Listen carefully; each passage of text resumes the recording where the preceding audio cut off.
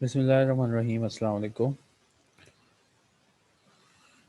आवाज़ और स्क्रीन का मुझे फ़ीडबैक दे दें, फिर 2-3 मिनट इंतज़ार करते हैं। कोरम पूरा हो जाए तो हम स्टार्ट कर लेते हैं फिर।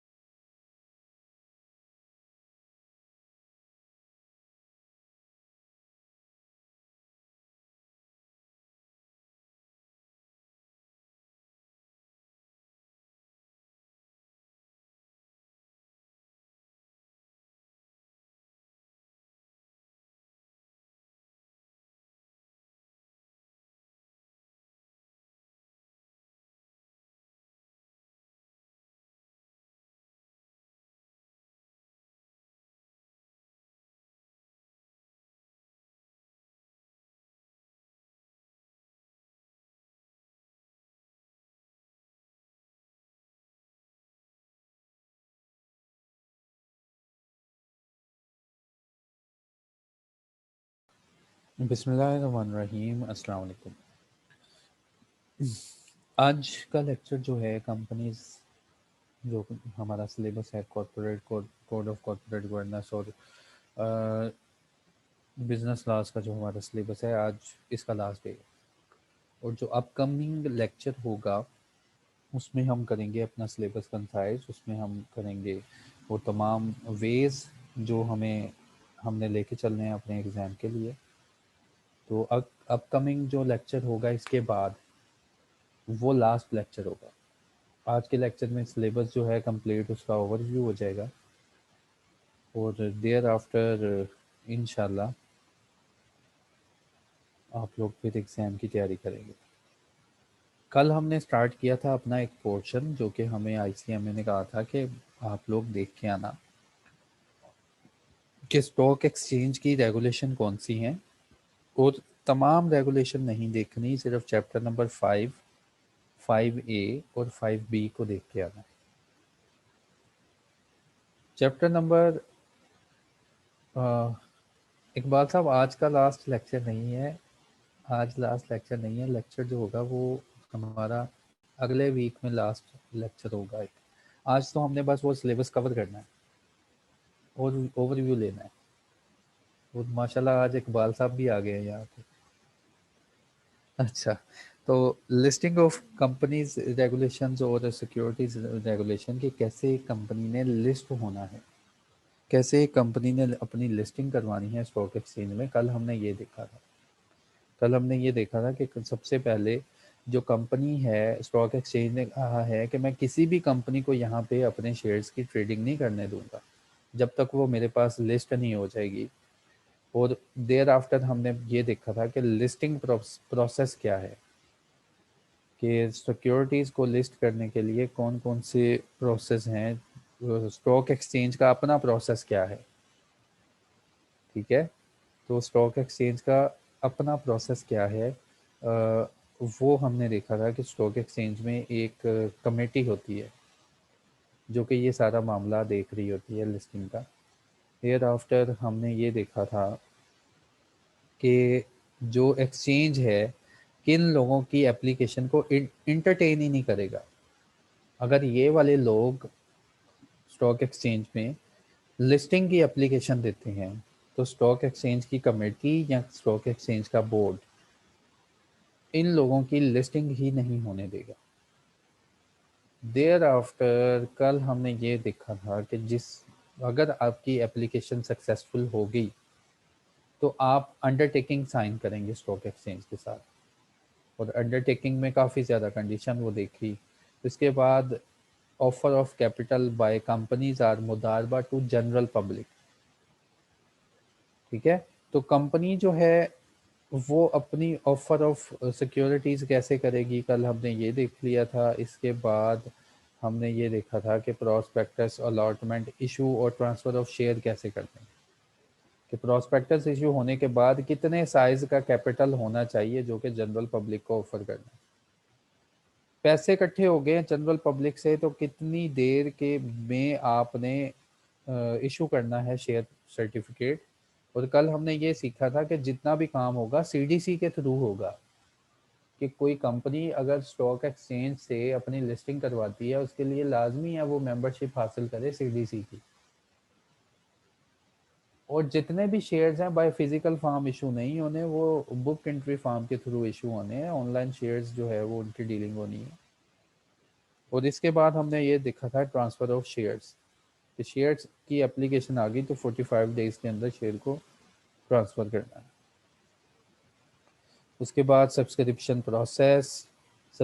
प्रोसेस में हमने ये पढ़ा था कि ओपन सब्सक्रिप्शन होगी तो उसके अंदर कितने दिनों के अंदर अंदर आपने सब्सक्रिप्शन अपनी कंप्लीट करनी है, और कितना कैपिटल अगर इकट्ठा होगा तो शेयर अलॉट करने, नहीं तो नहीं करने।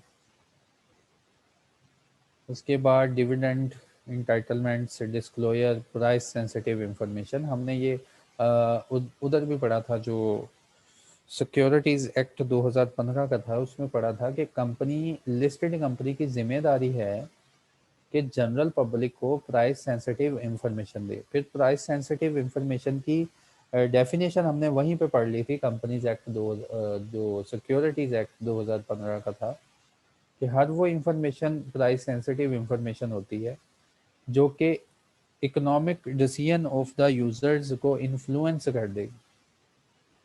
और प्राइस सेंसिटिव इंफॉर्मेशन कौन कौन सी होगी, उन्होंने कहा था प्राइस सेंसिटिव इंफॉर्मेशन हमारी नज़र में ये वाली होती हैं, लेकिन लिमिटेड नहीं है। लिमिटेड का मतलब कि यही इन्हीं इंफॉर्मेशन को मान ना लेना कि प्राइस सेंसिटिव इंफॉर्मेशन है, और भी कुछ हो सकती हैं, लेकिन हमारी नज़र में कुछ चंद खास हैं जो कि पेश नज़र हैं। जैसे कोई भी मटेरियल चेंजिंग होनी कंपनी की मैनेजमेंट में, कंपनी के सीईओ और डायरेक्टर्स वगैरह फ्रॉडुलेंट एक्टिविटीज़ में मुलविस हैं, कंपनी अपनी मेजर एक्टिविटी बेच रही है, कंपनी का मेजर प्रोडक्ट वो ख़त्म होने जा रहा है, कंपनी की मार्केट में डिमांड ख़त्म होने जा रही है, तो ये सारी उन्होंने एक से लेकर ये बनती है 16 इंफॉर्मेशन उन्होंने दे दी कि इसको तो हम सोचते हैं प्राइस सेंसिटिव इंफॉर्मेशन, कि ये इंफॉर्मेशन है जो कि आपको बतानी चाहिए, और अगर ये इंफॉर्मेशन होती है तो फ़ौरन से बताना है, नहीं तो नीचे जुर्माना उन्होंने बताया कि 1 लाख से लेकर 1 मिलियन तक का जुर्माना हो सकता है। और अगर प्राइस सेंसिटिव इंफॉर्मेशन ना बताई या कोई और रेगुलेशन ना मानी तो उन्होंने कहा 1 लाख से लेकर 1 मिलियन तक का जुर्माना होता है, और सीईओ सीएफओ भी ये जो है जुर्माना भुगतेंगे।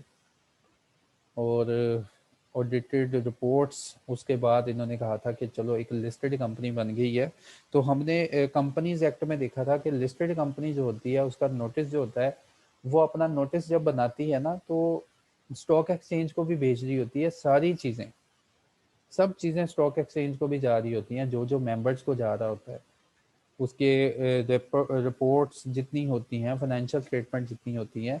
इवन के तुमने वो सेक्शन पढ़ा था ना quarterly statement by listed company in companies act, कि कंपनी जो लिस्टेड कंपनी है वो क्वार्टरली अपनी फाइनेंशियल क्लोजिंग किया करेगी। तो उसके अंदर तरीके भी बताई हुई थी कि जो पहले क्वार्टर की स्टेटमेंट है वो कब आपने बनानी है। तो यहाँ पे हमने कल ये भी देखा था कि कंपनीज जो होंगी वो स्टॉक एक्सचेंज को रिपोर्ट्स वगैरह टाइमली इसको फर्निश करेंगी, और जितनी इसकी एजीएम हो रही होगी, जितनी एजीएम हो रही होंगी और एजीएम पे जितने फैसले हो रहे होंगे, वो तमाम फैसले, वो तमाम मिनट्स, वो तमाम नोटिसेस ये स्टॉक एक्सचेंज को भी जाने हैं। ठीक है, वही टाइम पीरियड जो हमने उधर पढ़ा था, financial statement from the 4 month from the close of financial year, same time period यहाँ पे मेंशन है, मिनट्स फर्निश करने हैं। और इसकी प्रैक्टिकल एग्जांपल ठहरो मैं यहाँ पे लेके आता हूँ अपने पास, मिनट एक मेरे पास पड़ा है लिस्टेड कंपनी का, मैं लेके आता हूँ 1 मिनट। कंपनी एक्ट नोटिस, और इसमें दीवान मुश्ताक है आई थिंक सो, जो कि लिस्टेड कंपनी थी। हाँ ये देखो, ये देखो एक लिस्टेड कंपनी है, Dewan Mushtaq textile mill limited, form 4 के मुताबिक, यानी कि ये स्टेक, ये जो स्टॉक एक्सचेंज की रेगुलेशन है ना, ये इसको भी साथ साथ फॉलो कर रहा है।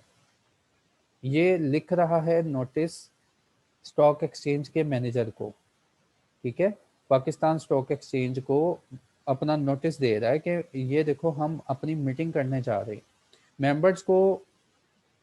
स्क्रीन नहीं आ रही, स्क्रीन अब तो शो हो जानी चाहिए, ठहरो,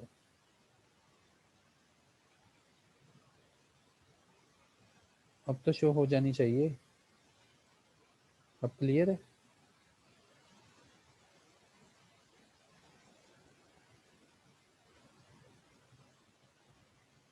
ठीक है। तो देखो, एक लिस्टेड कंपनी कंपनीज एक्ट को तो मान रही है, उसके बाद कंपनीज एक्ट को मानने के बाद उसने पब्लिक ऑफरिंग रेगुलेशन को भी मानना है, उसने जो सिक्योरिटीज एक्ट है उसको भी मानना है, एज वेल एज उसने जितनी ये रेगुलेशन है, ये स्टॉक एक्सचेंज की रेगुलेशन है, स्टॉक एक्सचेंज की रेगुलेशन है, इसको भी मानना है। और उन रेगुलेशन में ये देखो, ये पॉइंट हमने पढ़ लिया ना, उसने कहा कि जितनी भी तुम्हारी एजीएम हो रही हैं, जितनी भी तुम्हारी मीटिंग्स हो रही हैं, जितनी भी तुम्हारी रेगुलेशंस हो रही हैं, और जितनी भी तुम्हारी ऑर्डिनरी फैसले हो रहे हैं, वो सब के सब हमें बताने, और ऐसे ही बताने जैसे एक मेंबर को बताते।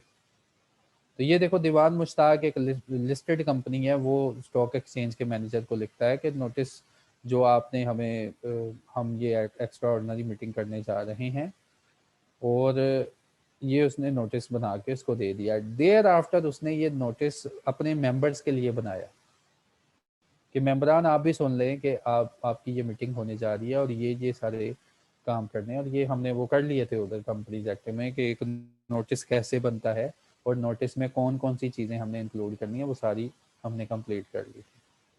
उसके बाद इन्होंने बताया था कि कैपिटल इंक्रीज करना या लिस्टिंग ऑफ सब्सिडरी, आप लिस्ट हो गए हैं और अपनी सब्सिडरी को लिस्ट करवाना है, तो उसके क्या मैटर्स हैं।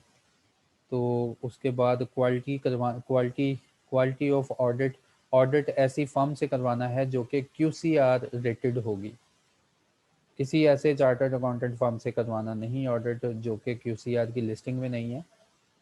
और उसके बाद ऑडिटर कौन सा पॉइंट नहीं हो सकता, वही सारी बातें यहाँ पे क्लियर की थी उन्होंने।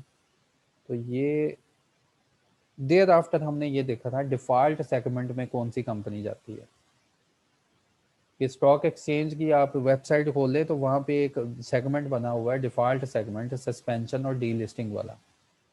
डिफ़ॉल्ट सेगमेंट और सस्पेंशन में कौन सी कंपनीज चली जाती हैं, ऐसी कंपनीज जो कि रेगुलेशन को नहीं मान रही होंगी, ऐसी कंपनीज जो कि कोई डिफ़ॉल्ट कर रही होगी, ऐसी कंपनीज जिन्होंने प्राइस सेंसिटिव इंफॉर्मेशन हुई तो वो पब्लिक को टाइमली अनाउंस नहीं की, वो सारी की सारी कंपनीज को वो एक अलहदा सेगमेंट में भेज देता है जिसका नाम देता है डिफ़ॉल्ट सेगमेंट या सस्पेंशन सेगमेंट।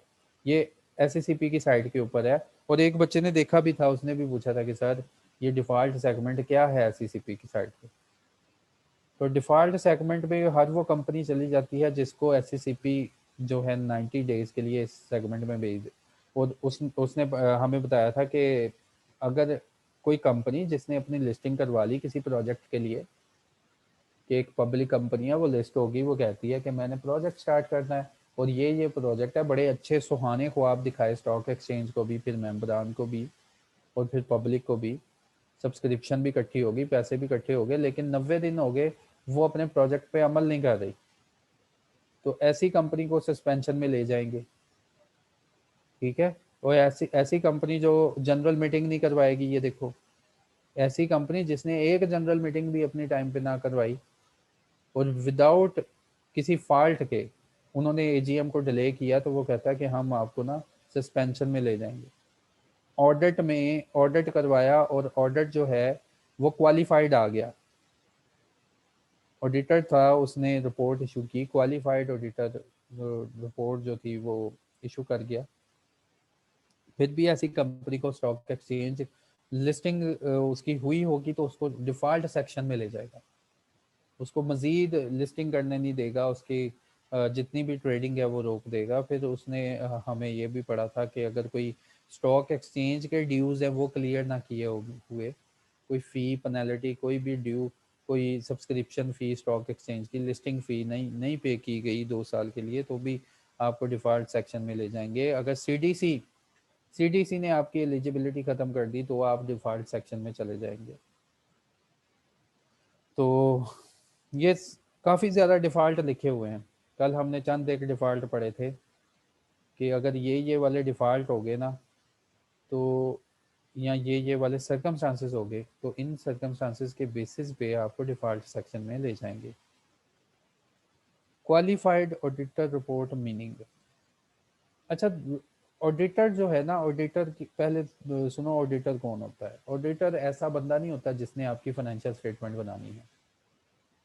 ऑडिटर ऐसा बंदा होता है जिसने अश्योरेंस देनी है, जिसने तुमको तसल्ली देनी है, ठीक है, कि हाँ मैंने ये चीज़ें चेक कर ली हैं, as per law financial statement बनी हुई है, मैंने अपने प्रोसीजर लगाए हैं जो कि मुझे अकाउंटिंग के आईएफआरएस ने सिखाए हैं, उनके मुताबिक मैंने देखा है, हाँ एसेट सच में अल्लाह की कसमें ये 2 लाख का ही एसेट लिखा हुआ है, इसके ऊपर अश्योरेंस देता है, गारंटी नहीं देता, अश्योरेंस देता है कि मैं तुम्हें यकीन दहानी कराता हूँ कि वाकई ये कंपनी ने जो जो अपनी फाइनेंशियल स्टेटमेंट बनाई है ना, ठीक बनाई है।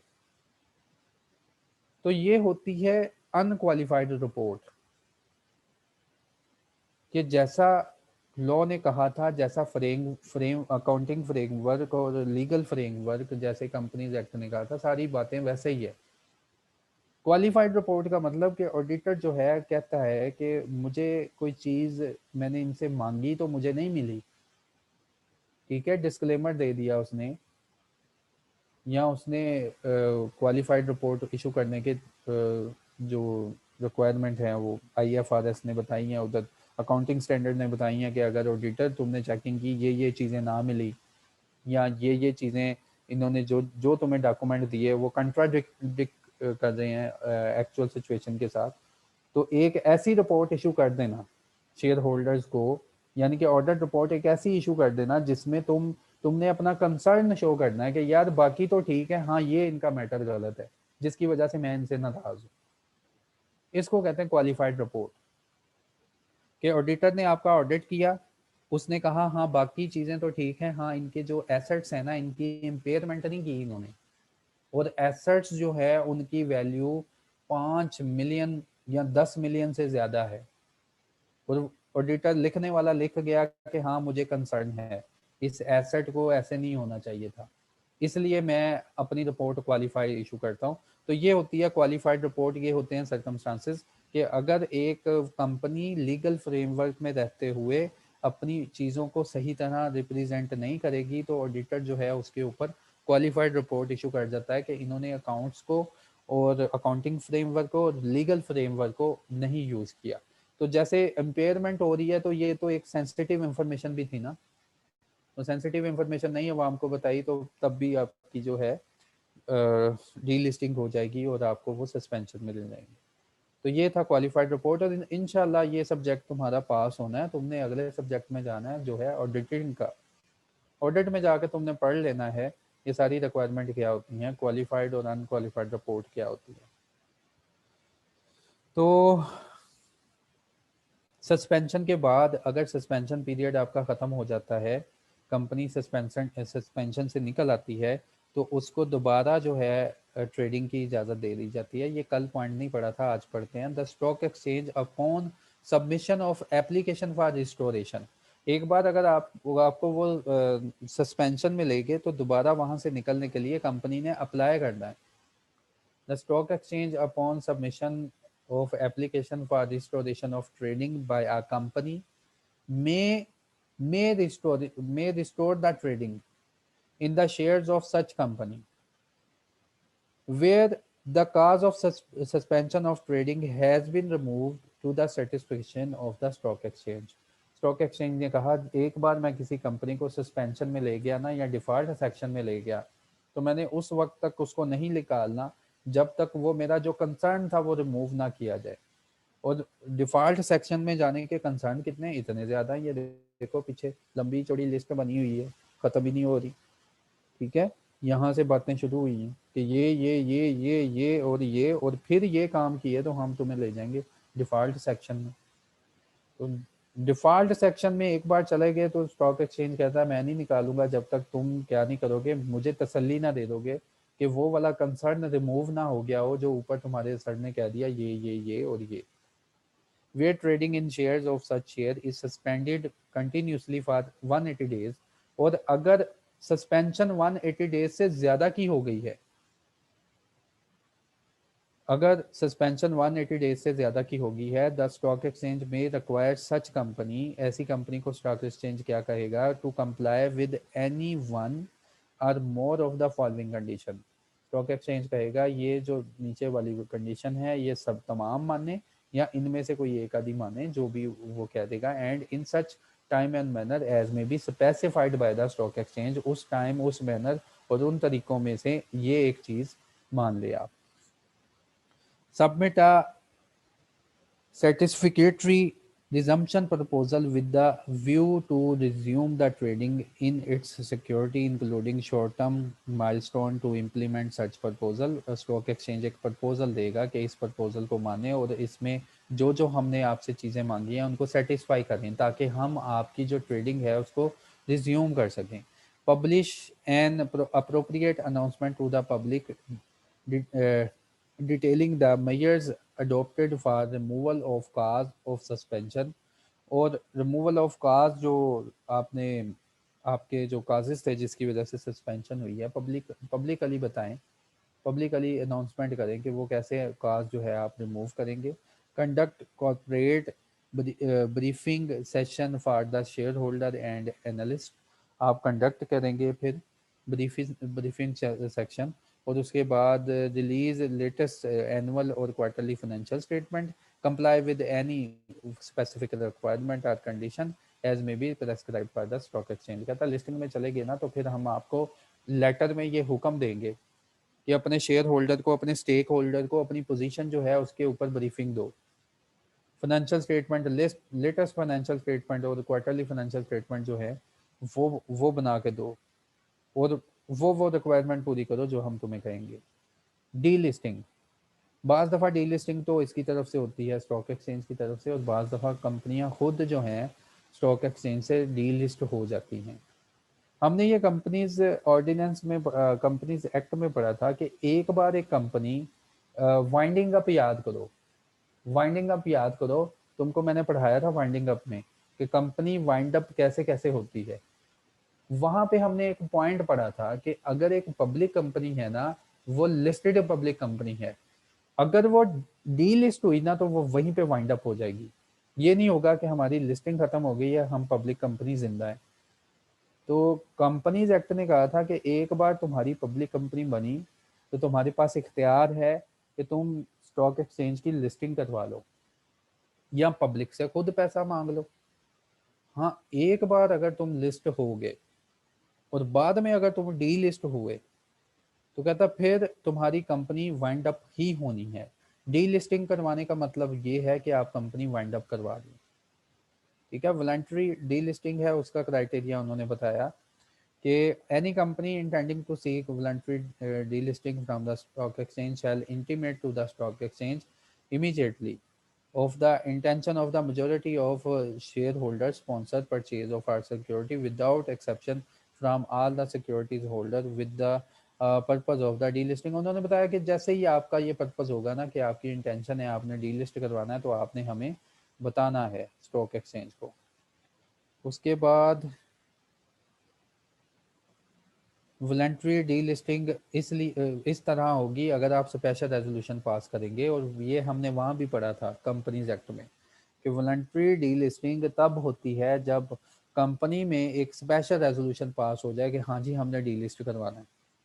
तो कंपनीज एक्ट को फॉलो करते हुए अगर इन्होंने स्पेशल रेजोल्यूशन पास कर ली तो वही स्टॉक एक्सचेंज की रेगुलेशन कह रही है कि वॉलंटरी रेगुलेशन क्या होती है, जो तुम्हारे उस्ताद ने तुम्हारे साथ पढ़ा दिया था ना कंपनीज एक्ट में, कि स्पेशल रेजोल्यूशन कंपनी पास करे, जिस दिन स्पेशल रेजोल्यूशन पास हो जाएगी वॉलंटरी जो वाइंडिंग अप है उसका प्रोसेस स्टार्ट हो जाएगा। कहता है अप्रूवल लेनी है ना आपने तो सबसे पहले 3/4 की मेजोरिटी की अप्रूवल ले लो तो वॉलंटरी डीलिस्टिंग स्टार्ट हो जाएगी। वॉलंटरी डीलिस्टिंग का एक प्रोसेस है उसमें से गुजरना पड़ेगा। आपको एक बनी बनाई एप्लीकेशन फिल करनी पड़ेगी, आपको एक एप्लीकेशन देनी पड़ेगी और एप्लीकेशन के साथ आपको 2,50,000 रुपये जमा करवाने पड़ेंगे। हमने पढ़ा था ना कि वाइंडिंग अप के ऊपर अफेयर्स होते हैं और वाइंडिंग अप की कॉस्ट होती है। तो ये देखो वाइंडिंग अप की एक कॉस्ट यहाँ भी आ गई कि अगर आपने अपना बिजनेस बंद करना ना तो बिजनेस बंद करने की कॉस्ट भी होती है, ये कॉस्ट होती है। फिर कोर्ट जो है लिक्विडेटर अपॉइंट करता है, उसको लिक्विडेटर को भी तो पैसे वो कंपनी नहीं देने हैं ना।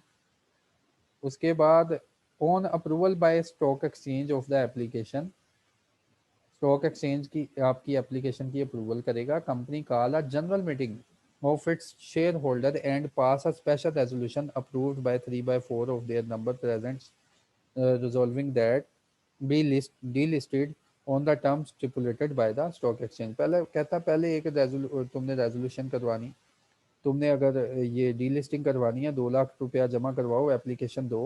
अगर हमने एप्लीकेशन अप्रूव की और हम टर्म्स एंड कंडीशन बता देंगे फिर तुमने स्पेशल रेजोल्यूशन पास करनी है अपनी।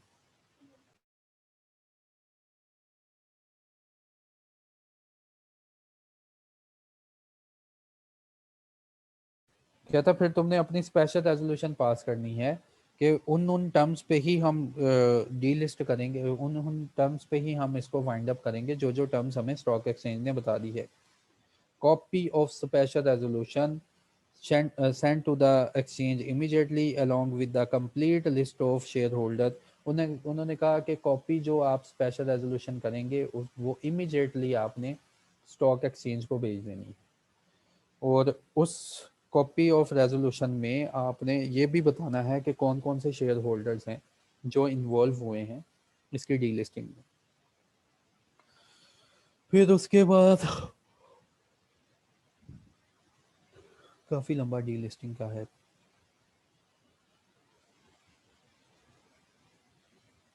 Time frame for completion of requirements, listing और एनुअल फ़ी। तो चलो ये चैप्टर ख़त्म हो गया, यहाँ से इतनी अंडरस्टैंडिंग लेनी थी।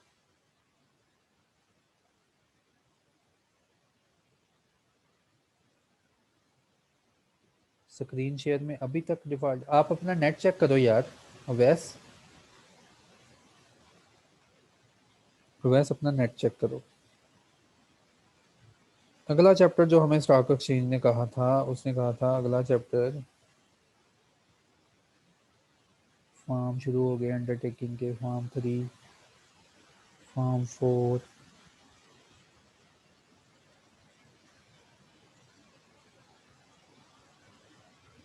चैप्टर नंबर 5A करके आना था। उसने कहा था चैप्टर नंबर 5A देख लेना।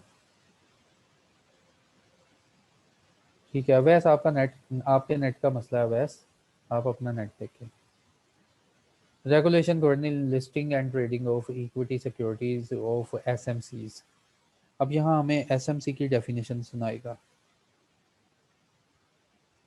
स्मॉल एंड मीडियम इंटरप्राइजेज कौन सी होती हैं?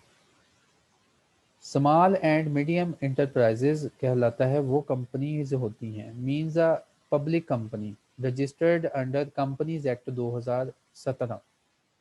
एसएमसी का मतलब होता है ऐसी कंपनी जो कि कंपनीज एक्ट 2017 के मुताबिक बनी हो और पब्लिक कंपनी बनी हो।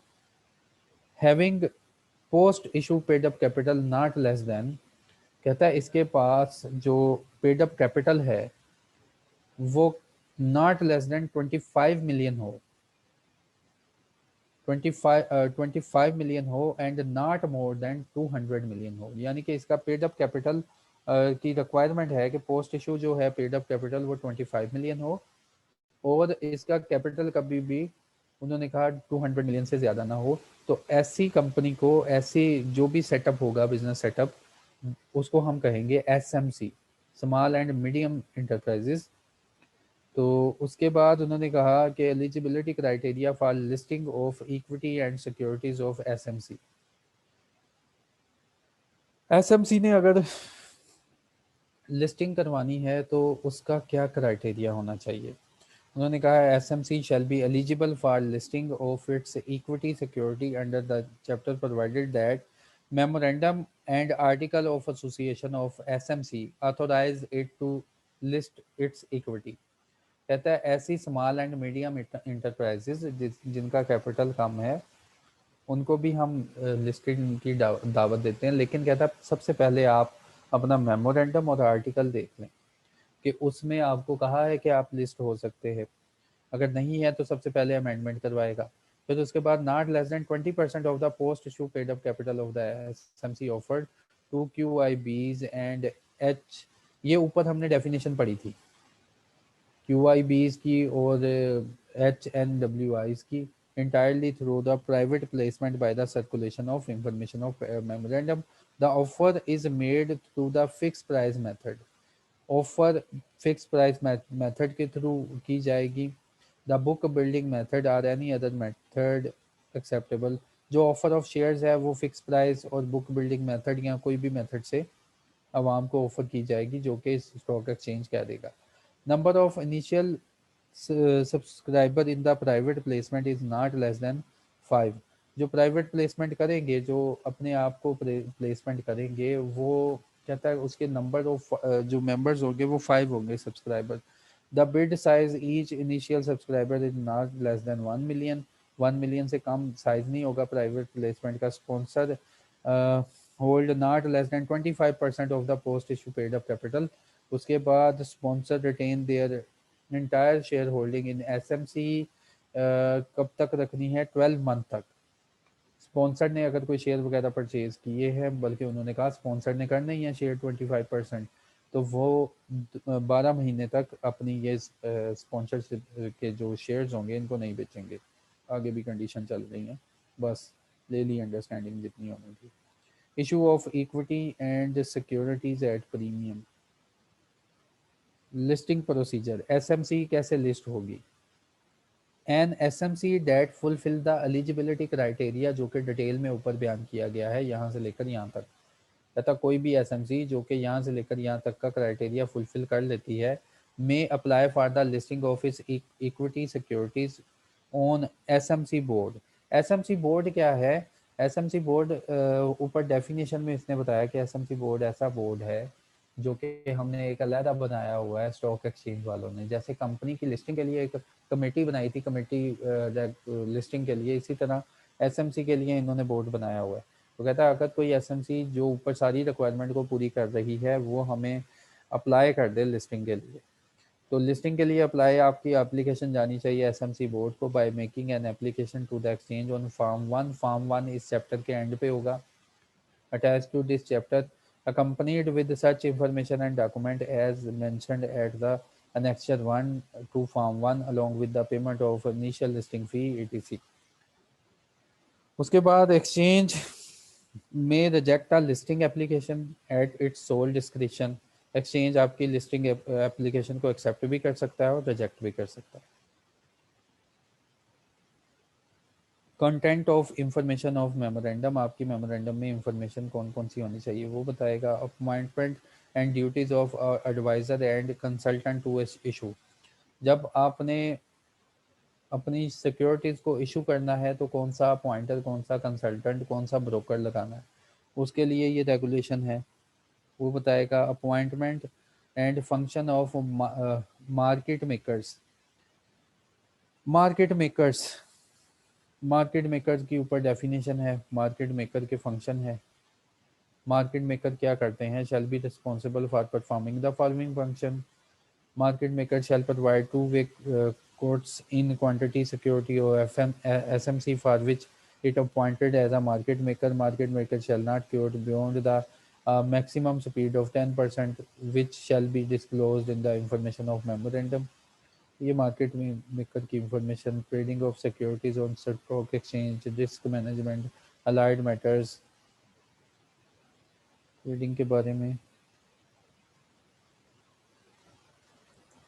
उसके बाद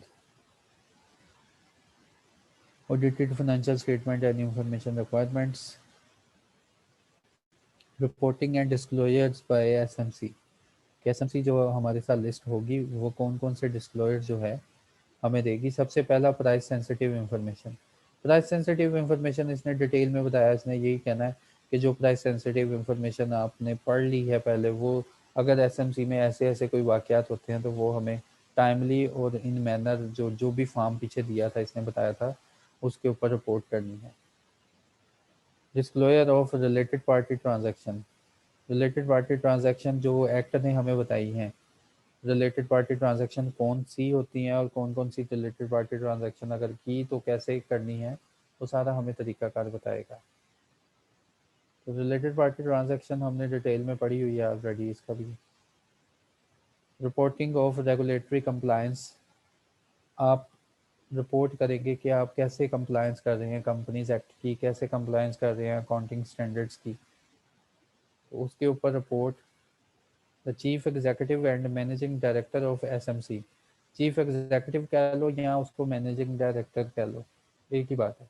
वो क्या करेगा? कहता है रिपोर्ट हमें देगा कंप्लायंस की 15 दिन के अंदर, of the end of each half year. Half yearly ये रिपोर्ट होगी और 15 दिन के अंदर रिपोर्ट होगी। Act with due skill, intelligence, care and all time. Miscellaneous information के ऊपर डिस्क्लोजर कि कौन कौन सी इंफॉर्मेशन मिसलिनियस होगी। Change of its market maker, any change in accounting reference date, any change in register address, the registration, dismissal, appointment of directors, any other information। तो ये सारी information उन्होंने बताई। उसके बाद अगर ऐसी स्टॉक एक्सचेंज ने कोई डिसिप्लिनरी एक्शन लिया इसके खिलाफ तो उसके बारे में बताया। Exit from the SMC board. अच्छा, जो एसएमसी बोर्ड बनाया है कंपनी, एसएमसी कंपनी के लिए जो बोर्ड अप्रूव करता है और इसको अपने पास रखता है, उन्होंने बताया एसएमसी उस बोर्ड से निकाल दी जाएगी। Voluntary delisting, compulsory delisting, migration from SMC to exchange main board. ये कहता है एक एसएमसी जो है उसको वॉलंटरी डी लिस्ट भी हो सकती है, कंपल्सरी डी लिस्ट भी हो सकती है, या एसएमसी ने अपने आप को चेंज करना है कंपनी में तो मेन बोर्ड में चली जाएगी। Voluntary D listing of SMC सब तरीके बताएगा कि वॉलंटरी डी लिस्ट होना है तो आप भी कहता है एक रेजोल्यूशन पास करें जो कि 3/4 की होगी, वही सारा तरीका। 3/4 की स्पेशल रेजोल्यूशन पास करें, हमें अप्लाई करें, हम आपकी एप्लीकेशन अप्रूव करेंगे, फिर एप्लीकेशन जो है उसके ऊपर जो टर्म्स एंड कंडीशन होंगी उनके ऊपर फिर एक स्पेशल रेजोल्यूशन कि हाँ हम इन्हीं टर्म्स एंड कंडीशन के ऊपर कंपनी को वॉलंटरी जो है वाइंड अप करेंगे। तो वो वॉलंटरी वाइंड अप की जो भी कोई रेजोल्यूशन पास होगी वो फ़ौरन से एक्सचेंज को देनी है। Compulsory D listing from SMC board. उन्होंने कहा अगर एसएमसी ये काम नहीं करती, फेल हो जाती है, डिफ़ॉल्ट करती है for a period of 6 month, कोई डिफ़ॉल्ट हो गया और 6 महीने के अंदर अंदर इसने वो डिफ़ॉल्ट रिमूव ना किया तो कंपल्सरी डी लिस्ट हो जाएगी। इंडिपेंडेंट ऑडिटर रिपोर्ट जो इसके खिलाफ एडवर्स ओपिनियन आ गया, एडवर्स वही क्वालिफाइड ओपिनियन आ गया जो क्वालिफाइड ओपिनियन है दो तरह का होता है, adverse opinion, disclaimer of opinion. तो कहता है ऑडिटर ने इसको 2 कंसेक्टिव पीरियड के लिए 2 साल उसने ऑर्डर किया, 2 साल में उसको क्वालिफाइड ओपिनियन उसने दे दिया, 2 साल कंसेक्टिव क्वालिफाइड ओपिनियन आ गया तो एसएमसी जो है बस डीलिस्ट हो जाएगी।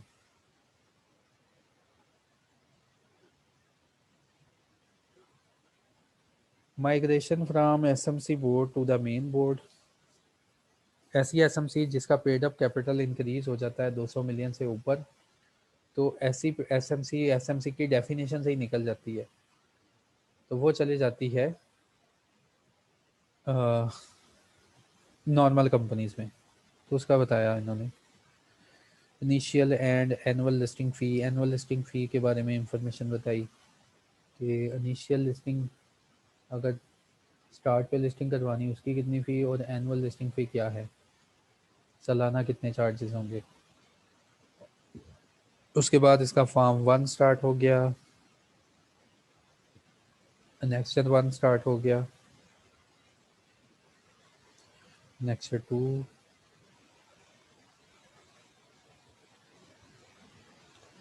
Content and information of memorandum. Memorandum में आपने कौन कौन सी इंफॉर्मेशन इंक्लूड करनी है। अंडरटेकिंग, अनकंडीशनल अंडरटेकिंग, फॉर्म 3, और ये चैप्टर भी स्टार्ट हो गया। अच्छा, आपका कोई क्वेश्चन इसमें।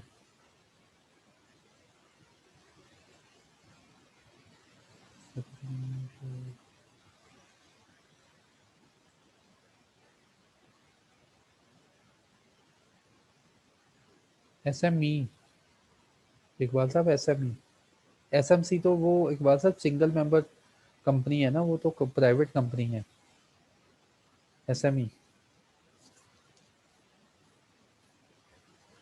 वो मैंने ई बोला शायद, तो आपको सी सी लग रहा होगा।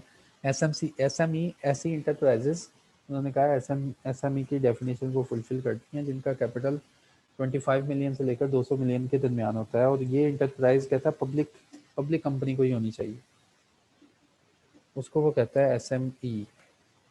एसएमसी तो हमने पढ़ा है ना कि ये एसएमसी रूल्स के मुताबिक एक प्राइवेट कंपनी है, और लिस्टिंग के लिए तो शर्त है, लिस्टिंग के लिए तो शर्त है। स्टॉक एक्सचेंज की रेगुलेशन हमने कल स्टार्ट की थी, उसने शर्त ही बताई थी कि सबसे पहले कोई पब्लिक कंपनी होगी तो वो आगे आएगी।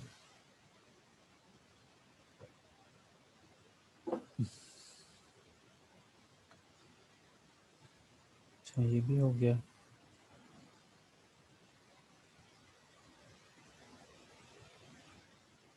आखिरी जो हमने अंडरस्टैंडिंग लेनी है, आखिरी उन्होंने चैप्टर जो हमारे सिलेबस में कहा कि स्टॉक एक्सचेंज का चैप्टर नंबर 5B भी आपने देख के आना है, लिस्टिंग ऑफ डेट सिक्योरिटीज़। अच्छा, इसमें और उसमें फ़र्क ये है कि ऊपर जो लिस्टिंग थी वो थी आपकी कैपिटल सिक्योरिटीज़ की, और इसमें ये चैप्टर है इन्हीं कंपनीज की डेट सिक्योरिटीज़ के ऊपर, इन्हीं कंपनीज की डेट सिक्योरिटीज़ के ऊपर कि अगर कोई कंपनीज अपने बॉन्ड्स वगैरह इशू करना चाहती है तो उसको क्या क्या करना पड़ेगा, उसकी क्या एलिजिबिलिटी होनी चाहिए।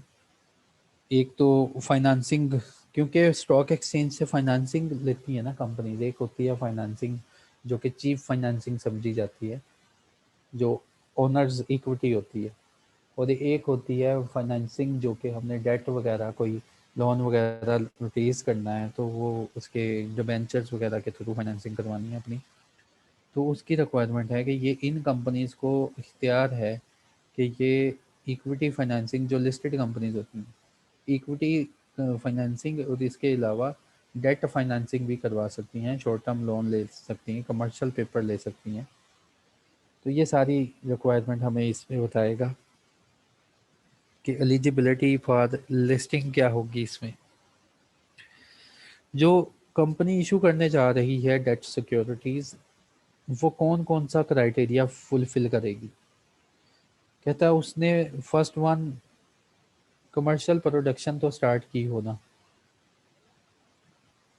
उसके बाद कमीशन से उसने इजाज़त ले ली है, कमीशन से उसने प्रॉस्पेक्टस बनाया इस पर्पज़ के लिए। कमीशन से एससीसीपी से उसने अप्रूवल ले ली है कि मैं डेट सिक्योरिटीज़ जो है ना ये मार्केट में ऑफर करने लगा हूँ। देयर आफ्टर इसका paid up capital not less then 200 million. और पहला आईपीओ जो पहली प्लेसमेंट हुई थी सिक्योरिटीज़ की, वो ओनर सिक्योरिटीज़ की बात हो रही है। तो पहली आईपीओ थी वो नॉट लेस देन 200 मिलियन की हो। और इसकी रेटिंग, क्रेडिट रेटिंग जो कि पैकरा से करवाई होगी, वो not less than triple B companies में से ना लेस ना हुई हो, इससे ऊपर ही क्रेडिट रेटिंग हो, क्रेडिट वर्थ इसकी। क्योंकि ये लोगों से कर्जा मांगने जा रहा है ना, तो जब कर्जा मांगेगा तो उसकी क्रेडिट वर्थ देखेंगे कि क्या इसकी अहलियत भी है कि लोगों का कर्जा वापस कर देगा। फिर इसकी जो, ये कभी भी सिक्योरिटीज एक्सचेंज के डिफ़ॉल्ट सेक्शन में ना गया हो कि अवाम को कर्जा इशू करना चाह रहा है लेकिन एससीसीपी के डिफ़ॉल्ट सेक्शन में। उसके बाद ये और इसके स्पॉन्सर डायरेक्टर, इन्होंने कभी भी कभी ज़िंदगी में किसी फाइनेंशियल इंस्टीट्यूशन का बैंक ओवरड्यू, उसका लोन ओवरड्यू ना किया हो। कोई वो लोन कोई भी हो सकता है, कार लोन हो सकता है, पर्सनल लोन हो सकता है, कुछ भी लोन हो सकता है, हाउस लोन हो सकता है। फिर उन्होंने कहा एक्सचेंज जो है लिस्टिंग की इजाज़त नहीं देगा। जिसका चीफ एग्जेक्टिव वो फाउंड हुआ वायलेशन में, जो कि हमने चैप्टर 5 में पढ़ा था। जो पीछे उसने कहा था ना कि लिस्टिंग की इजाज़त नहीं देनी अगर सीईओ कोई फाउंड हो गया। फिर कहता है अगर आपका सीईओ वाकई कोई किसी काम में मुलविस है और वो चैप्टर नंबर 5 में है तो हम आपको कभी भी डेट सिक्योरिटीज इशू करने नहीं देंगे। प्रोमोटर स्पॉन्सर जो है वो डिफ़ॉल्टर लिस्ट पे है स्टेट बैंक ऑफ पाकिस्तान के। इसके कोई प्रमोटर और स्पॉन्सर जो जिनकी सीआईबी रिपोर्ट, जैसे मेरी सीआईबी रिपोर्ट ख़राब है, तो कहता है सीआईबी रिपोर्ट ख़राब है, पहले ही कर्जे की रिपोर्ट ख़राब है। सीआईबी रिपोर्ट उस बंदे की ख़राब होती है जिसका फाइनेंशियल इंस्टीट्यूशन से कोई झगड़ा होता है लेन देन का। तो कहता है अगर आपकी सीआईबी रिपोर्ट ख़राब है, और वो रिपोर्ट स्टेट बैंक ही बनाता है। स्टेट बैंक को हर बैंक जो है ना हर मंथ के एंड पे रिपोर्ट जमा करवाता है कि कितने लोग हैं मेरे पास जिन्होंने हमसे कर्जा लिया या इंस्टॉलमेंट नहीं पे की। तो कहता है सीआईबी रिपोर्ट ख़राब है डायरेक्टर की, स्पॉन्सर की, या जितने बंदे हैं, तो लिस्टिंग नहीं करने देंगे डेट सिक्योरिटीज़ की। उसके बाद ऐसे प्रमोटर, डिफ़ॉल्टर, ऐसे स्पॉन्सर या डायरेक्टर इस लिस्टेड कंपनी के, जो कि चैप्टर नंबर 5 हमने पीछे पढ़ा था, वो उस परवीन के तहत किसी डिफ़ॉल्ट में है। उसके बाद ये कंपनी ऐसी किसी कंपनी की सब्सिडरी है जिसने डिफ़ॉल्ट किया होगा, फिर भी इसकी डेट सिक्योरिटीज़ की लिस्टिंग नहीं करनी उन्होंने।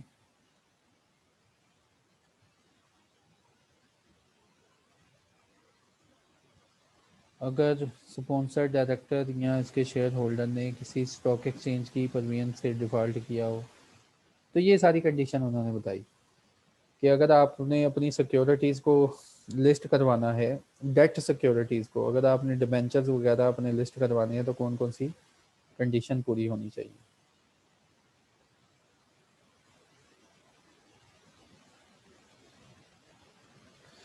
फिर minimum allocation to the general public pre IPO investor shall under, in case of issue size is up to 500 million, the allocation of capital to the general public shall not be less than 100 million, या 25% of the issue size whichever is higher।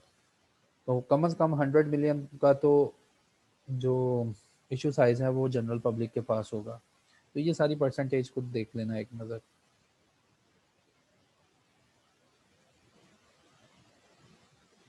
उसके बाद जो debt securities issue होंगी,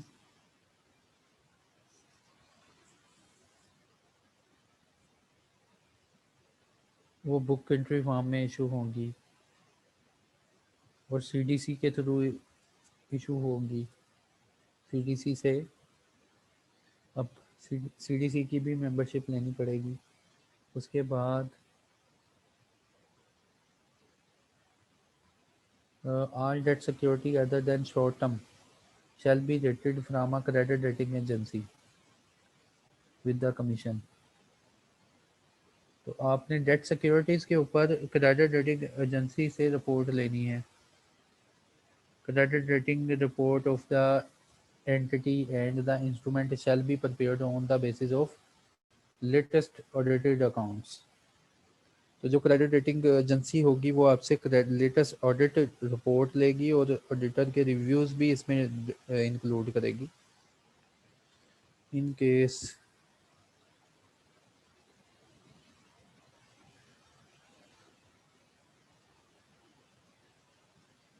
अच्छा, हमने वो chapter पढ़ा था मॉर्गेज का, मॉर्गेज चार्ज। उसमें हमने पढ़ा था कि चार्ज होता है एसेट्स के ऊपर, और चार्ज जो है बुक डेट के ऊपर, एसेट्स के ऊपर, वो चार्ज अगर हुआ हो उसके अगेंस्ट अगर कोई लोन इशू करने लगे, इन case of secure debt security. Secure debt security का मतलब कि कंपनी ऐसा चार्ज क्रिएट करवाना चाहती है जो कि उसके एसेट्स के ऊपर है। ऐसे डिबेंचर इशू करने जा रही है कि तसल्ली दे रही है कि कल को अगर पैसे ना दिए तो ये एसेट ही उठा के ले जाना। The issuer shall give an undertaking in the prospectus that the effect that asset on which charge has been created, ठीक है, वो चार्ज वाला सारा चैप्टर इंप्लीमेंट हो जाएगा यहाँ पे कि चार्ज क्रिएट करने लगा है, चार्ज फ्लोट करने लगा है उसके ऊपर। तो अंडरटेकिंग भी देंगे, कसम खाएंगे प्रोस्पेक्टस में कि जिस एसेट के एवज हम ये डिबेंचर इशू करने लगे हैं are free from any encumbrances, कि उनके ऊपर कोई और चार्ज नहीं। इनकम्बरेंस का मतलब होता है कि किसी और का इंटरेस्ट नहीं है उसमें, वो एसेट हमारे ही है, उस एसेट्स में किसी और का इंटरेस्ट नहीं शामिल, वो किसी इनकम्बरेंस से फ्री है, free from any encumbrance. And if the charge asset are already charge to the secure any other debt the consent. लेकिन कहता है अगर ये वाला एसेट जिसके एवज आप डिबेंचर इशू करने लगे हो कि कल को अगर डिबेंचर के पैसे ना दिए तो ये एसेट उठा के ले जाना, तो कहता है अगर एसेट ऑलरेडी इन चार्ज है, उसके अगेंस्ट ऑलरेडी तुमने कोई चार्ज क्रिएट किया हुआ है, तो उन क्रेडिटर की कंसेंट अपने प्रोस्पेक्टस में लिख देनी है कि हाँ इन क्रेडिटर से जिनका चार्ज है एसेट के ऊपर, इनसे भी रजामंदी ली है कि चलो इसके अगेंस्ट हमारा तो इंटरेस्ट है ही, अगर किसी और का भी क्रिएट करवाना है तो हमारी इजाज़त है, आप इंटरेस्ट क्रिएट करवा सकते हैं। तो डेट सिक्योरिटीज़ सिक्योर्ड भी होती हैं और अनसिक्योर्ड डेट भी होता है। उसके बाद trading in debt securities listed under this chapter shall commence one trading day after the date its formal listing. जिस दिन लिस्टिंग होगी उसी दिन ट्रेडिंग नहीं करनी, अगले दिन कहता जाके ट्रेडिंग करेंगे आप। और debt securities shall be traded at the exchange bond automated trading system. और इनके जो सिस्टम बना हुआ है स्टॉक एक्सचेंज का उसके ऊपर इसको ट्रेड करना है। The issuer shall make available to the exchange and to the banker printed copies of prospectus. जो कंपनी है वो एक्सचेंज के साथ और अपने बैंकर के साथ उतनी कॉपी बना के रख छोड़ेगी अपने प्रोस्पेक्टस की जितनी सिक्योरिटीज एक्सचेंज कमीशन हुक्म देगा, कि कम से कम इतनी तो कॉपीज जो हैं होनी चाहिए। और जितने भी फॉर्म होंगे जिनके ऊपर डेट की एप्लीकेशन लेनी है वो सब फॉर्म आइडेंटिकल फॉर्म होंगे, एक जैसे फॉर्म होंगे।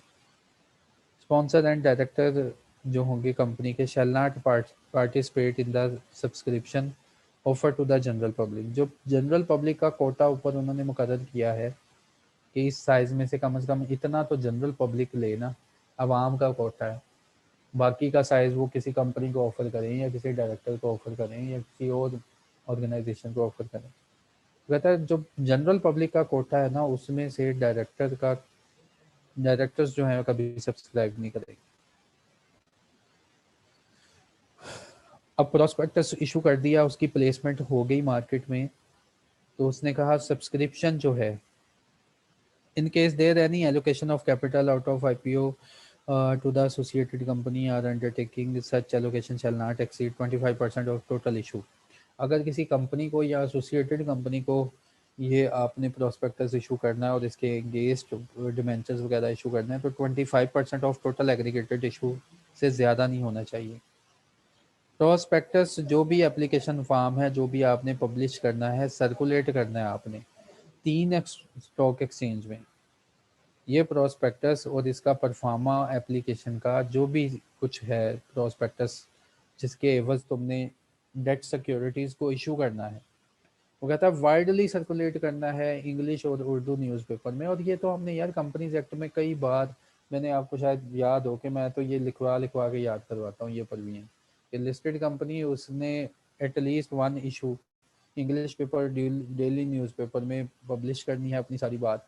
कहता है ये वाला प्रोस्पेक्टस इसकी एब्रीज्ड फॉर्म जो होगी वो पब्लिश करेगा इंग्लिश और उर्दू न्यूज़पेपर में, और वो न्यूज़पेपर कराची, लाहौर, इस्लामाबाद के जो स्टॉक एक्सचेंजेस होंगे ना उनमें सर्कुलेट हो रहे हों, यानी कि वो स्टॉक एक्सचेंज में नहीं, उस एरिया में, उस एरिया के न्यूज़पेपर की बात कर रहे हैं कि जहाँ लाहौर, कराची, इस्लामाबाद में आमतौर पे ये न्यूज़पेपर घूम रहा हो एटलीस्ट 7 डेज़ इन एडवांस, कि जिस दिन पब्लिक सब्सक्रिप्शन स्टार्ट होनी है कम से कम 7 दिन पहले तुमने न्यूज़पेपर में ये घूम रहा हो, और ज़्यादा से ज़्यादा 30 दिन पहले, उसके बाद नहीं, उस ज़्यादा से ज़्यादा 30 दिन पहले before the date of opening subscription list prospectus और उसका परफार्मा एप्लीकेशन। प्रोस्पेक्टस प्रोस्पेक्टस में होगा कि किस प्रोजेक्ट के लिए, क्यों, कितनी देर के लिए और कैसे ये कर्जा आप ले रहे हो और कब ये वापस करोगे और कितना फ़ायदा होगा कर्जा देने वालों को, वो तो होगा प्रोस्पेक्टस में। एंड परफॉर्मा एप्लीकेशन फॉर्म, और उसके एंड पे जो फॉर्म लगा होगा कि आपने अगर डिबेंचर खरीदने हैं फॉर्म फिल करें, shall be placed at the website of the company consultant और मैनेजर टू इशू। उसके बाद allocation of capital out of pre IPO placement to any single investor shall not exceed. अगर कोई single investor है तो 25% से ज़्यादा का इशू नहीं कर सकते उसको। उसके बाद जो कंपनी है shall inform the exchange, company exchange को इन्फॉर्म करेगी इन रिटर्न, कंपनी एक्सचेंज को इन रिटर्न इन्फॉर्म करेगी the subscription received under the hand of authorised person, जिस बैंकर में इसने अकाउंट खुलवाया होगा कि इस बैंकर में मेरी एप्लीकेशन जमा करवाएं, कंपनी जो है इन्फॉर्म करेगी स्टॉक एक्सचेंज को इन राइटन कि कितनी सब्सक्रिप्शन इकट्ठी हो गई है, और ये इंफॉर्मेशन प्रोवाइड करनी है सब्सक्रिप्शन लिस्ट क्लोज होने के 5 दिन के अंदर अंदर। उसके बाद जो इश्यूर है shall take decision within 10 दिन का टाइम होगा कंपनी के पास जिसने पब्लिक को प्रोस्पेक्टस इशू किए थे डेट सिक्योरिटीज के लिए।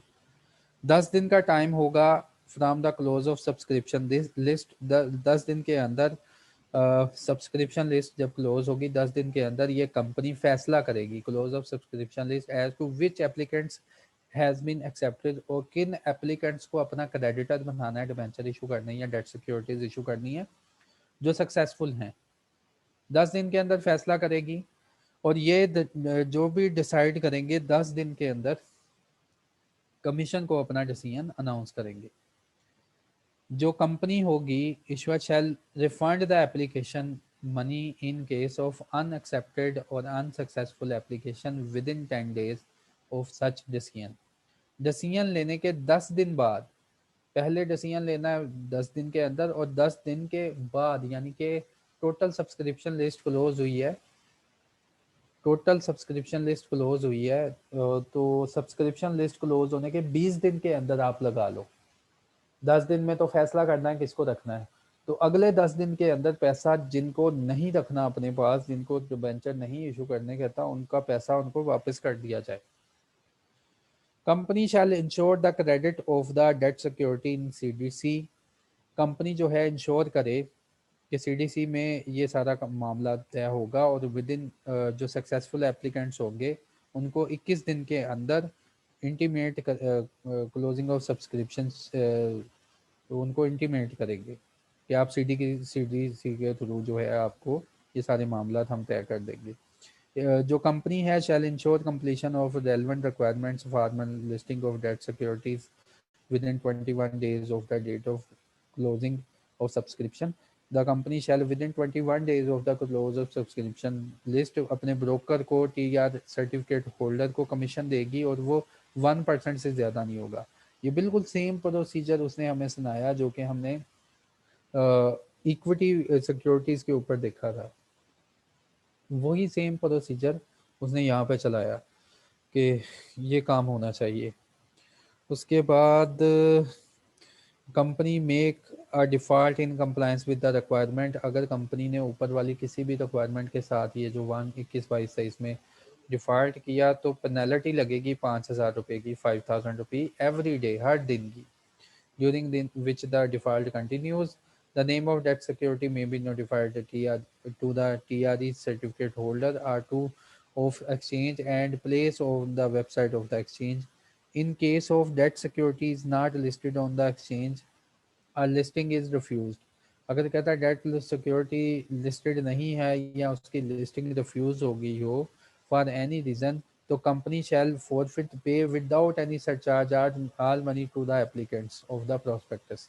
अच्छा, बाज़ दफ़ा ये होता है कि कंपनीज जो लिस्टिंग के लिए जाती है, कंपनीज एक्ट में भी हमने पढ़ा था कि अगर आपकी कंपनी जो पब्लिक कंपनी है वो प्रोस्पेक्टस में ये बात लिख दे कि एप्लीकेशन हमने स्टॉक एक्सचेंज को दे दी है और लिस्टिंग की इजाज़त लेनी है अभी, लेकिन आप जो हैं हमारे शेयर सब्सक्राइब कर लें, हमारे शेयर लिस्ट हो जाने। तो हमने वहाँ भी पढ़ा था कि आपने ये पैसा फ़ौरन वापस कर देना है अगर लिस्टिंग रिफ्यूज़ हो जाए। तो इसी तरह डेट सिक्योरिटीज़ की एप्लीकेशन दी है कि लिस्ट करवानी है हमने, लिस्ट कर दें, और आवाम को भी प्रोस्पेक्टस इशू कर दिया कि आ जाओ हमें कर्जा दे दो और ये कर्जे की जो डिबेंचर्स वगैरह होंगे स्टॉक एक्सचेंज में लिस्टेड होंगे। तो कहता है कि कर्जे की रकम लोगों से तो ले ली है तुमने, और डिबेंचर जो है जो जिनको तुमने कहा था लिस्ट होने, अभी लिस्ट नहीं हुए और वो रिफ्यूज हो गए। कहता फोर्थ विद तुमने पैसा वापस कर देना, उसी टाइम पैसा वापस कर देना, अगले दिन नहीं। तो एवरी डायरेक्टर जो कंपनी का होगा, ईश्वर का होगा, other than the nominee director, कहता नॉमिनी डायरेक्टर को नहीं मैं छेड़ रहा, जो इंडिपेंडेंट और जो भी नॉमिनी डायरेक्टर होंगे, every director shall be jointly and severally liable to repay the money with surcharge at a rate of 1.5, 1 और 1/2 के हिसाब से, हर मंथ के हिसाब से, और या पार्ट देयर ऑफ, सूद भी देंगे इसके ऊपर जो डिफॉल्ट किया होगा। Any issuer may issue debt securities which are convertible or exchangeable into ordinary shares provided that such ordinary shares are listed on any recognized stock exchange.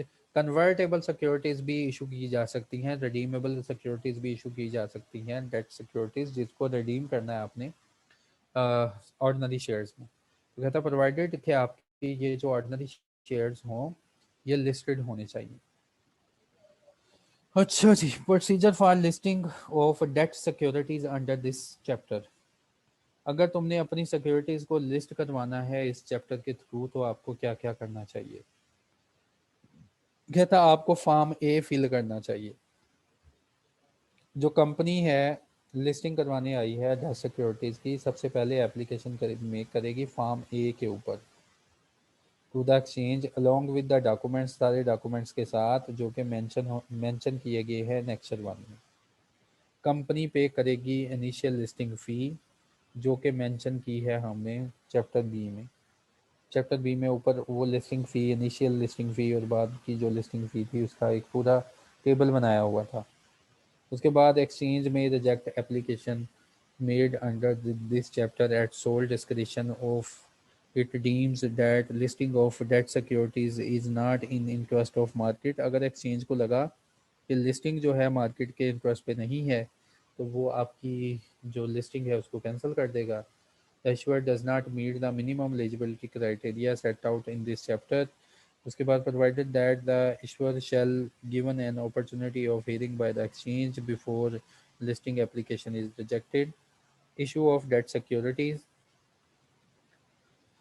Issue of debt security to the general public by the company shall be made through the prospectus which shall be issued, circulated, published after the approval of the commission. जब भी listed securities को issue करना है अवाम में new securities, जब भी नई securities की बात हो रही है, आवाम को इशू करनी है तो प्रोस्पेक्टस के थ्रू इशू करनी है, और वो प्रोस्पेक्टस अप्रूव किया हो कमीशन ने।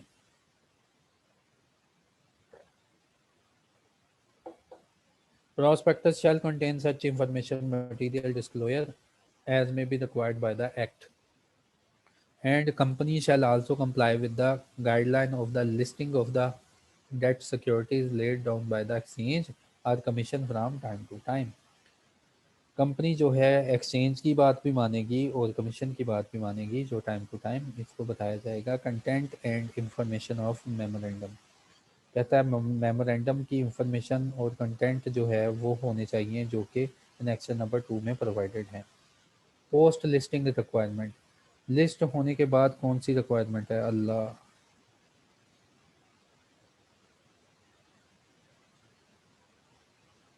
चलो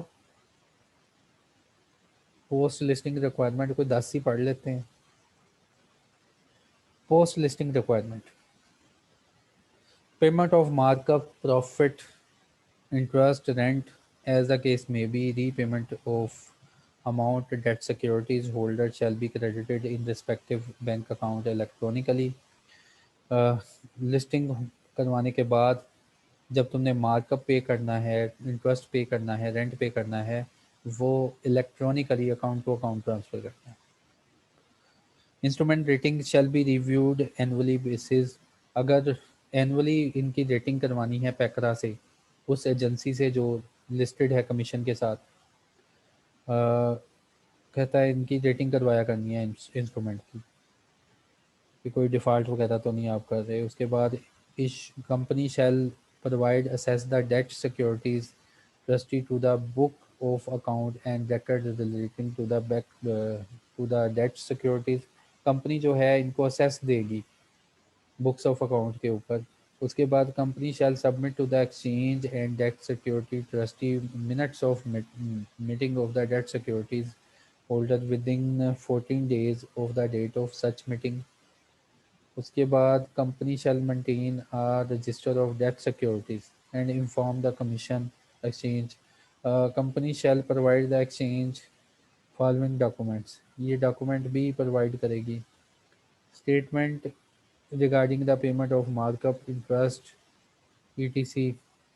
on the debt securities and redemption of principal amount, एक स्टेटमेंट देगी कि कितना मार्कअप पे कर चुके हैं और कितना कैपिटल जो है वो कितना डिबेंचर रिडीम कर चुके हो गया है, वापस रीपेमेंट हो गई है। Copy of latest audited annual, half yearly, quarterly statements when finalized along with the key ratios. The key financial ratio must include at least debt equity ratio, current ratio, return on equity। ये सारी ratios calculate करवाएगी और इनके ऊपर auditor की report भी लेगी कि ये ठीक कैलकुलेट की है। उसके बाद copies of any notice, circular, resolution letter including notice for meeting debt securities holder, letter circulation issued to the debt security holder in connection with the debt securities and a resolution relating to the new issue of securities, certificate from its auditor regarding the maintenance of 100% security cover। उसके बाद auditor से certificate लेना है कि जो security रखी हुई है वो 100% कवर करती है इन केस ऑफ डिफ़ॉल्ट, कि अगर डिफ़ॉल्ट हो जाए तो सिक्योरिटी जो इसके एवज रखी थी वो 100% इसको कवर कर रही है।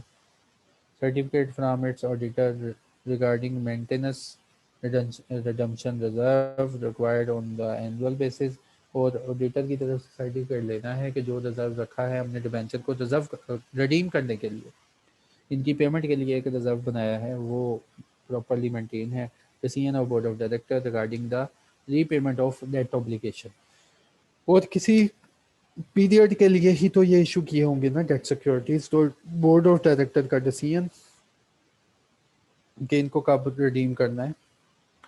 तो company shall addition to the above document information submit to the exchange following documentation also any delay in default payment of profit markup पीटीसी। तो ये सारी इंफॉर्मेशन उन्होंने कह दी कि ये प्रोवाइड करेगी। Upon request copies of annual audited report और quarterly provide to the debt securities holder. जो डिबेंचर होल्डर होंगे अगर उन्होंने रिक्वेस्ट कर ली कंपनी से कि हमें कॉपीज़ दें ऑडिट रिपोर्ट की, ये उनको पहुंचानी है, तो company shall provide minimum period of 7 days. 2 minute का इंतज़ार, फिर मैं इसको कंक्लूड करूँगा और फिर दवाइया कलमात, और फिर इंशाल्लाह एक लेक्चर होगा अगले हफ्ते में, वो लाजमी सब लोग अटेंड करना। तो 2 मिनट में खामोश हुआ जाना हो रही है।